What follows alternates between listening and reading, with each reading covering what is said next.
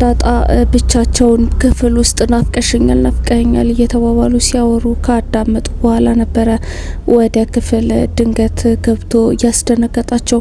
ከዚህም በኋላ ናታንን እንደሚፈልገው ወደ ውጪ ይዞት ከወጣ በኋላ ክላስ ውስጥ ያወራችሁትን እያንዳንዱን በቂ መረጃ የሚሆነኝን ነገር ሰምቻለሁ። ሁለታችሁ ፍቅር ጀምራችኋል ወይ? ምንድነው ያላችሁ ግንኙነት? በማለት ናታንን አፋጦታል።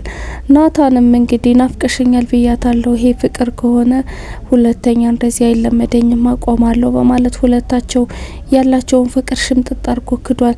አቶ ደረጀ ልትዋሽኝ እንዳትሞክር፣ እኔ አንተን አምናለሁ፣ ልክ እንደ ልጄም እወድሃለሁ፣ ስለዚህ አይኔን እያየ እውነታውን ንገረኝ ቢለውም ናታን ወይ ፍንክች ብሏል። በጭራሽ ፍቅር አልያዘኝም፣ ሁለታችንም የጀመርነው ነገር አዲስ ነገር የለም በማለት ሽምጥጥ አድርጎ አቶ ደረጀን ክዷል ማለት ነው። በሌላ በኩል ደግሞ እንግዲህ ናታን ዳጣን እትዬ እናትሽ ልትሆን ትችላለች ብሎ በነገራት መሰረት ዳጣ እናቷን በመፈለግ የባዘነች ናትና ነፍሷ ወደ ወይዘሮ ማርታ ተጣብቃለች ማለት ነው። በየደቂቃው እየሄደች ቀፊኝ ማዬ እናቴ ነሽ ወይ በማለት የተለያዩ እጅግ በጣም አስገራሚ ጥያቄዎችን ወይዘሮ ማርታን እየጠየቀች እያስጨነቀቻት ነው የምትገኘው። በሆነ ባልሆነው ሄዳ ስሯ ትለጠፋለች። እናቴ ነሽ ወይ ትላታለች። ወይዘሮ ማርታ ከፍተኛ ግራ መጋባት ውስጥ ገብታለች። እናም ዳጣ አሞሻል ሆይ የሚሰማሽ ነገር አለ ወይ ስትልም ለመጠየቅ የሞከረች ነበረ። ዳጣ ግን ምንም አልሆንኩም በማለት እንግዲህ እናት እንደራባት ከወይዘሮ ማርታ ስር እየተሸጎጠች ነው የምትገኘው። ወይዘሮ ማርታ ምናልባት እናቷን አፍቃት ይሆናል በማለት የእናትነት ፍቅሯን ልታጎርልባት አልፈለገችም። ልክ ውሃን እንደምታቀብጣት ነው ዳጣን እያቀበጠቻት ያለችው። ግቢ ውስጥ ዳጣ ናታንና ውሃ ኳስ እየተጫወቱ ያለ ነበረ። ከተወሰኑ ደቂቃዎች በኋላ ውሃ ኳሱን በመያዝ ካልከፈላችሁኝ ኳሴን አልሰጥም በማለት የያዘችባቸው። እናም ናታንን 15 ብር ዳጣን ደግሞ 10 ብር እንዲከፍሉ ማዕቀብ ጥላባቸዋለች። እነሱም ለመፈለግሹ ሲሏት በረዶ ልገዛበት ነው ብላቸዋለች። ኳሳቸውንም አቋርጠው እንግዲህ ወደ ክፍል ገብተዋል ማለት ነው። በዚህ መካከል ግን አቶ ደረጀ ሲጫወቱ በረንዳ ላይ ሆኖ እየተመለከታቸው ነበርና ይህን ደስተኛ ቤተሰብ ደስታውን መንሳት አልፈልግም፣ ዳጣንና ሰላምን አገናኘቻቸው፣ ህይወታቸውን ቢቀጥሉ በጣም ደስ ይለኛል።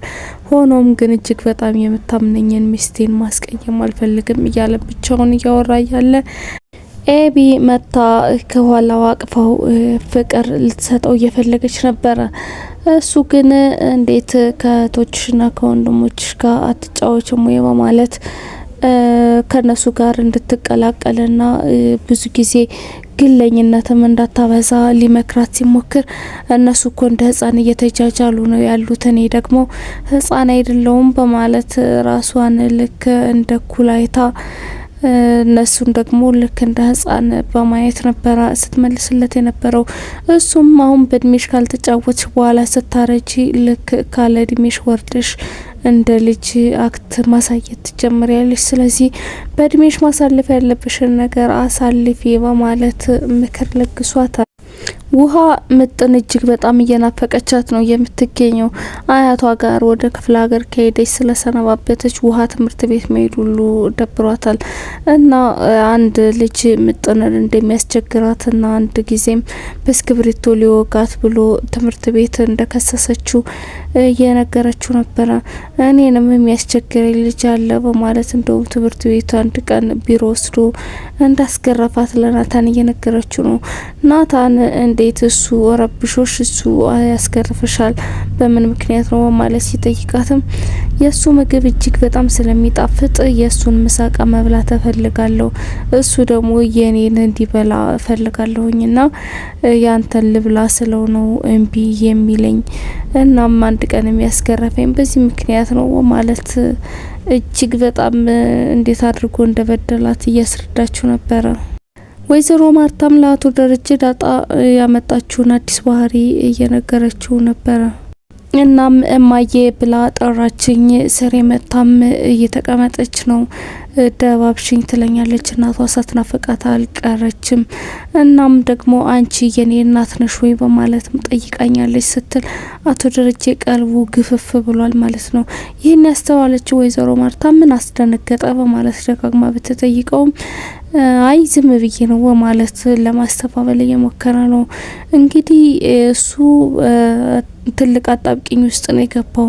በዛ በኩል ሰላም የልጄን ሁኔታ ካላሳወቅኝ ያለች እየጨቀጨቀችውና የሆነ ነገር ካላደረገ ለወይዘሮ ማርታ ሁሉንም እንደምትናገር እያስፈራራችሁ ነው የምትገኘው። በዚህ በኩል ደግሞ ዳጣ እናቴን ማወቅ ፈልጋለሁ፣ እኔ በእናት ናፍቆት እየተሰቃየሁኝ አንተ ልጆቼ ሚስቴ የምትልበት ነገር የለም በማለት ወጥራ ይዘዋለች። በዚህ በኩል ደግሞ እንግዲህ ከወይዘሮ ማርታ ጋር ያለው ነገር ብቻ አቶ ደረጀ ምን አይነት ውሳኔ እንደሚወስን ግራ ግብት ያለው ሰዓት ላይ ነው የሚገኘው።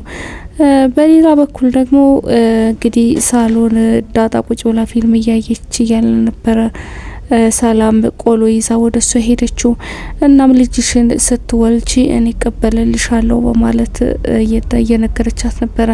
ልጅ ተቀብለሽ ታውቂያለሽ ወይ ከዚህ በፊት ስትላት ህጻን ልጅ ራሱ አይቼ አላውቅም ብላ ትመልስላታለች። ስለዚህ ልጅን ትጥይብኛለሽ በማለት እያሾፈችባት ነበረ። ከናታን ጋር ስላላት ፍቅርም እየጠየቀቻት ነበረ። ሁኔታውን በድብቅ ልናደርግ አስበናል ብላ ነግራታለች። አዎ ሰው ያየው ነገር ጥሩ ስለማይሆን ብትደብቁት ቆንጆ ነው በማለት ምክሯን አበርክታለች።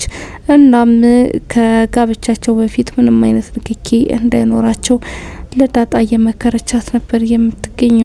በዚህ መካከል ውስጧ እንግዲህ የእናትነት ፍቅር ያጣው ዳጣ ሰላምን እኔ እትዬን እመስላለሁ ወይ በማለት ጠይቃት ነበረ።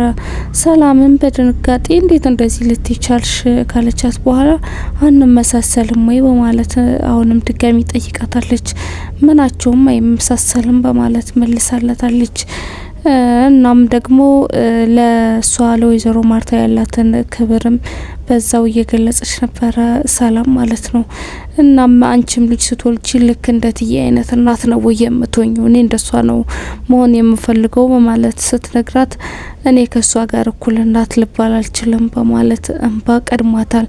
ዳጣም ሳታስበው ምን አይነት ርዕስ አንስታ ሰላምን ልታስከፋት እንደቻለች በጣም ግራ ገብቷት ተነስታ ሰላምን ማባበሉን ተያይዘዋለች። እንግዲህ ከአቶ ደረጀና ከማርታ ውጪ ሁሉም ቤተሰቦች ሳሎን ተሰብስበው ተቀምጠው በነበረበት ሰዓት ከናታን ጎን ኤቢ ተቀምጣ እያቀፈችውና እየደባበሰችው ነው የምትገኘው። ዳጣ በጣም የቀናች ነው የምትመስለው። ቻለው በማለት በቀስታ ለራሷ ያወጣችውን ድምጽ ውሃ በመስማቷ ውሃ ደግሞ ለናታን እነሱ የሚሉትን ደግሞ ድጋሚ ለዳጣ በማቀጣጠል ሳሎን ውስጥ ከፍተኛ ጸብ ተፈጥሯል ማለት ነው። ጭቅጭቃቸውን መስማት ያስጠላው ናታን ወደ ክፍሉ ሄዷል። ውሃም ተነስታ እሱን ተከትላ ሄዳለች። ኤቢና ዳጣ በቀሩበት ለድብድብ እየተገባበዙ ነው የሚገኙት። ዳጣ አሁን ላይ ነገሮችን ከናታንም ከፍተኛ ፍቅር ስለያዛት ሁለታቸው ንክኪ ሲፈጥሩ መቋቋም እያቃታት ነው የሚገኘው። በሌላ በኩል ወይዘሮ ማርታና አቶ ደረጀ በረንዳ ላይ ቁጭ ብለው ወይን በመጠጣትና የተለያዩ የጉዞ ገጠመኞቻቸውን በማውራት እየተሳሳቁ ነው የሚገኙት። አቶ ደረጀ በተቻለው መጠን ወይዘሮ ማርታን ለማዝናናት እየሞከረ ነው የሚገኘው። በዚህ መካከል ግን ወይዘሮ ማርታ አንድ ነገር እነግርሃለሁ ስለረሳሁት ሰላም በጥብቅ እፈልግሻለሁ ብላኝ ምን እንደምትነግረኝ ጓጉቻለሁ በማለት ስትነግረው አቶ ደረጀ ክው ብሎ ደንግጧል ማለት ነው። ወይዘሮ ማርታ በተደጋጋሚ ስለ ዳጣና ስለ ሰላም የሆነ ነገር ስታወራ የአቶ ደረጀ በተደጋጋሚ ድንጋጤ ማሳየቱ ትልቅ ጥያቄ ውስጥ እየከተታት ነው የሚገኘው። አሁንም ቢሆን ገና ስለምን እንደምትነግራትና ስለምን እንደምታወራት ሳያውቅ ድንጋጤ ውስጥ ገብቷል። እናም ቀጣዩን ክፍል ተከታትዬ ማቀርብላችሁ ነው የሚሆነው። ስላዳመጣችሁኝ አመሰግናለሁ። ሰላም ቆዩልኝ።